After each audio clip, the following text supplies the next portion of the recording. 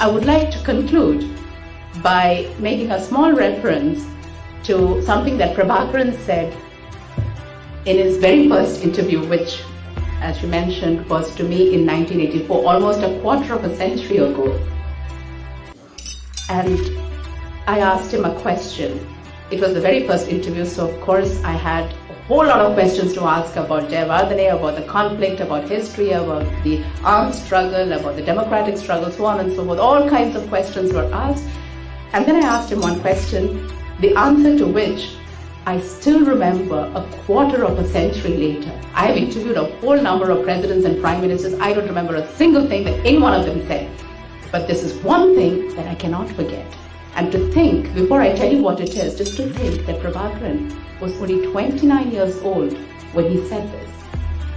After asking all these questions, I suddenly popped this question: who is your friend, philosopher and guide? Came the answer: nature is my friend. Remember, the LTT is a guerrilla organization that uses the natural terrain to conduct its warfare.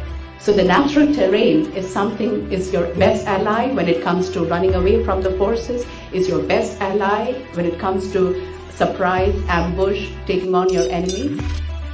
He said, nature is my friend, life is my philosopher, and who is his guide?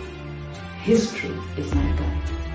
If I say that Prabhakaran is the person that I have met in my life who has the greatest sense of foresight, I would say it is because of his deep understanding of history. It is that deep understanding of history of the past that enables him to have this clear vision into the future.